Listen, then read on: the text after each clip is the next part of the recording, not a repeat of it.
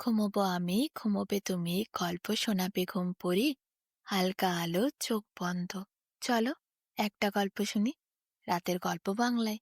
আজকের গল্প দুইটি অলস। আগেকার দিনের রাজা বাদশারা নানা রকম অদ্ভুত খেলা খেলতো। এখনকার দিনে দেশের মতো অর্থ ব্যয় করতে গেলে তাদের কারুর কাছে জবাবদিহি করতে হতো না। তাই খেয়াল খুশি মতো তারা চলত, টাকা পয়সা খরচা করত যত মন চায়। এখনকার রাজারা অবশ্য আলাদা, তারা এরূপ করে না। প্রত্যেক রাজবাড়িতে তখনকার দিনের রাজাদের কাছে থাকত কিছু অলস লোক। রাজারা আলসে খানা তৈরি করত শুধু অলস লোকেদের জন্য। সেই অলস লোকেরা আলসেখানায় রাজার কাছে থাকত। রাজারা সেই অলস লোকেদের দেখে বড়ই আমোদ পেতেন। অলস লোকেদের জন্য রাজার সাথে রাজার বিভিন্ন ধরনের প্রতিযোগিতাও হতো। সেখানে বিভিন্ন রাজারা অলস লোকদের পাঠাত। সেই প্রতিযোগিতায় যে জিতত তাকে পুরস্কৃত করা হতো। কোন রাজার আলসেখানায় যদি সবচেয়ে নামকরা অলস লোক থাকত, তবে সেই রাজার খুব সুনাম হতো। সেবার দেখা গেল রাজার রাজ্যে যত লোক, কেউ কাজ করে না, সকলে এসে জুটেছে রাজার আলসেখানায়। কারণ সেখানে এলে তো কোনো দুঃখ নাই, শুধু খুশি। যত খুশি মাছ ভাত খাও, দুধ মাখন খাও, কোনো কাজ করতে হবে না। অলস হতে কে না চায়, কাজ করতেই তো সবার কষ্ট হয়। তাই জন্য রাজার আলসেখানা ভরে গেছিল অলস লোকে। রাজা ভারী মুশকিলে পড়লেন। দেশবাসী সকলে মিলে আলসেখানাতেই এসে জুটছে, কেউ কোনো কাজ করছে না। সবাই যেন অলস হওয়ার জন্য ছুটছে। অলস হতে গেলে তো কোনো খরচা নেই, কোনো শিক্ষাও লাগে না, কোনো কাজও করতে হয় না। শুধু আলসেখানায় চলে আসো, ব্যাস। রাজা সব দায়িত্ব নেবেন, খাওয়াবেন, পড়াবেন, কোনো খরচ নাই। তাই তো দলে দলে অলস লোক রাজার আলসেখানাতে এসে উপস্থিত হচ্ছিল। রাজা পড়লেন মহাভাবনায়। অলস লোকেরা এত বেশি হয়ে গেছে, সেই অলস লোকেদের খাওয়া দাওয়ায় সব টাকা তার খরচ হয়ে যাচ্ছে। তিনি ভীষণ চিন্তায় মাথায় হাত দিয়ে এরপর বসে রইলেন সিংহাসনের ওপর। তাকে দেখে কেউ কোনো কথা বলল না। গোটা রাজসভা চুপ। মন্ত্রী এদিকে হাত জোর করে মহারাজকে বললেন, মহারাজা, আপনি চিন্তা করবেন না, আমি এর একটা প্রতিকার করছি।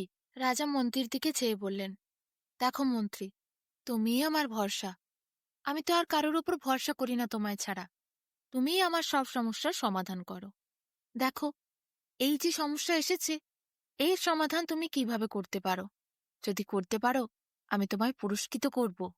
আমার ভীষণ ভাবনা, রাজ্যের সব লোক আমার আলসেখানাতে এসে জড়ো হয়েছে। কিভাবে যে কি করব, আমার মাথায় তো বুদ্ধিই কুলোচ্ছে না। তুমি যদি কিছু পারো, করো। মন্ত্রী সেদিন দুপুরবেলা রাজার আলসেখানায় সকল অলস ব্যক্তিদের দেখলেন। বিছানায় তারা গড়াগড়ি দিচ্ছে। মন্ত্রী দেখলেন দারুণ ঘুম দিচ্ছে তারা, ভালো করে মাছ ভাত খেয়ে। মন্ত্রী এরপর একটি দারোয়ানকে এসে বললেন, শোনো, তোমায় একটি কাজ করতে হবে। দারোয়ান বলল, কি কাজ?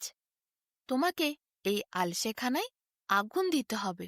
মন্ত্রী দারোয়ানকে বলল। দারোয়ান তো অবাক হয়ে গেল, কিন্তু মন্ত্রীর আদেশ বলে কথা, সে কি অমান্য করা যায়? আর মন্ত্রী হল রাজার সব থেকে কাছের মানুষ। মন্ত্রীর আদেশ মানে রাজার আদেশ। এরপর আলসেখানায় দারোয়ান গিয়ে নিজেই আগুন ধরিয়ে দিল। দাউ দাউ করে আগুন জ্বলতে লাগলো। সেই আগুনের উত্তাপে সব অলসরা জেগে গেল। তারা বিছানা ছেড়ে উঠে ছুটতে শুরু করল।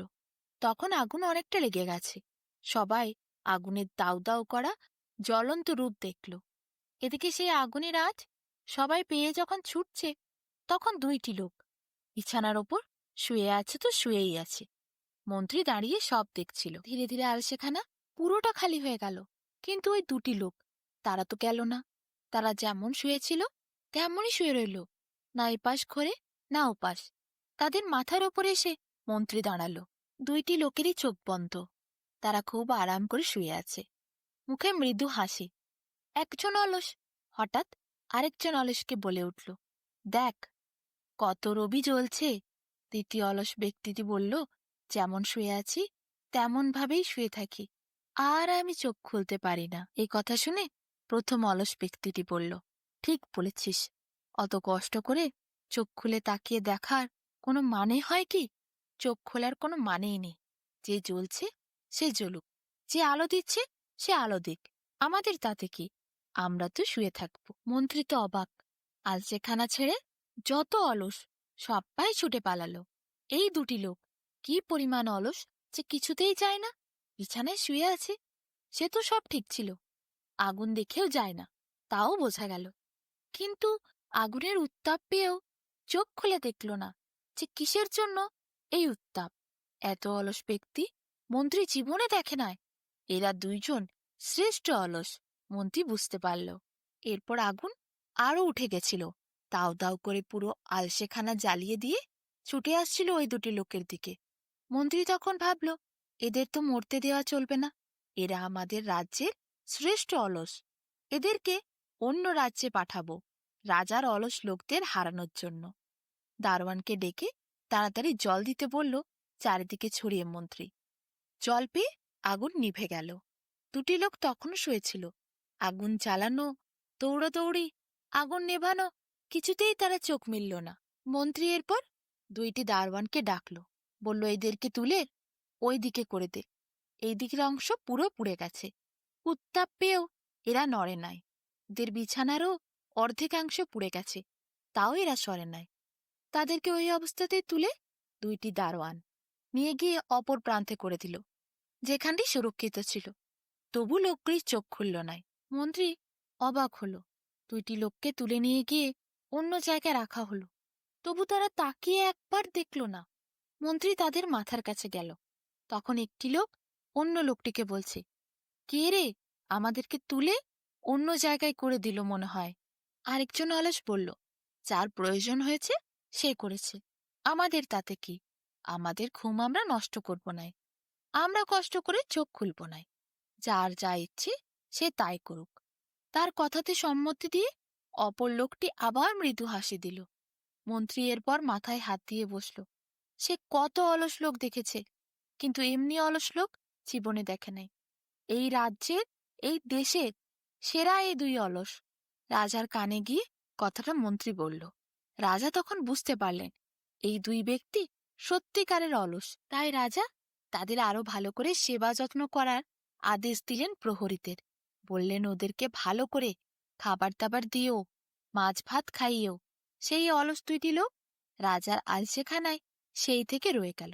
বাকি সবাই ছুটে চলে গেলেও তারা সারা জীবন সেইখানে বসে বসে পায়ের ওপর পা তুলে খেতে শুরু করল আর দিন রাত ঘুমত। এদিকে রাজা মন্ত্রীর বুদ্ধি দেখে অত্যন্ত খুশি হয়ে মন্ত্রীকে থলি ভর্তি স্বর্ণমুদ্রা দিলেন। বললেন, তোমার জন্য আমার আলসেখানা ফাঁকা হলো আর প্রকৃত অলসরাই রয়ে গেল। এরপর মন্ত্রীর মুখে হাসি ফুটল আর রাজাও শান্তি পেলেন।